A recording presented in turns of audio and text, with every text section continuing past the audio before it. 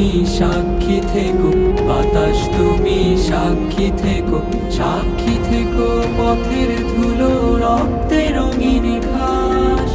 দিন কায়েমের জন্যে ওরা আকালো যে ন্যায়ের ঘোড়া, শাহাদাতের শরাব পিয়ে হলো নিথর লাশ।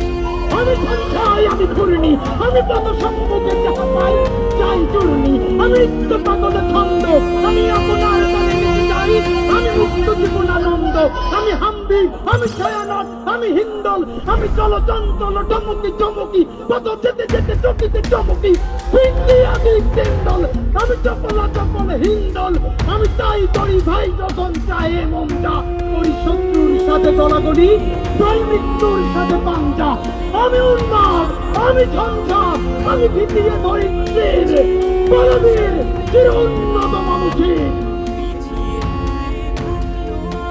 মায়ের শীতল মুখ, খোদার প্রেমের হৃদয় ভরে পাকালে মার নিশান ধরে। আমরা ভারতীয় আধিপত্যবাদের বিরুদ্ধে কথা বলি, আমাদের কি জ্ঞান দেয় আমরা নাকি ভারতকে উস্কানি দেই?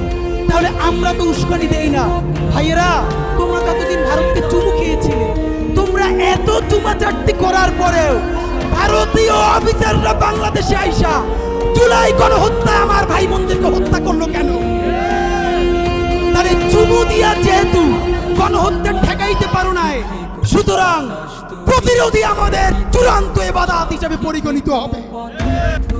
রক্তে রঙিন ঘাস, দিন কায়েমের জন্যে ওরা হাকালো যে ন্যায়ের ঘোড়া, শাহাদাতের শরাব পিয়ে হলো নিথর লাশ।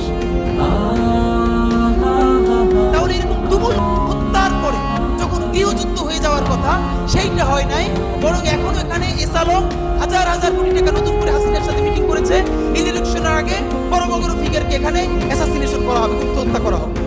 পুরো এখানে ভারতীয় আধিপত্যবাদ এখানে সব থেকে বেশি অ্যাক্টিভ আছে। এখানে আওয়ামী লীগের হাজার হাজার কোটি টাকা, তার সচিবরা, তার পুলিশরা, তার পান্ডারা সব রয়ে গেল।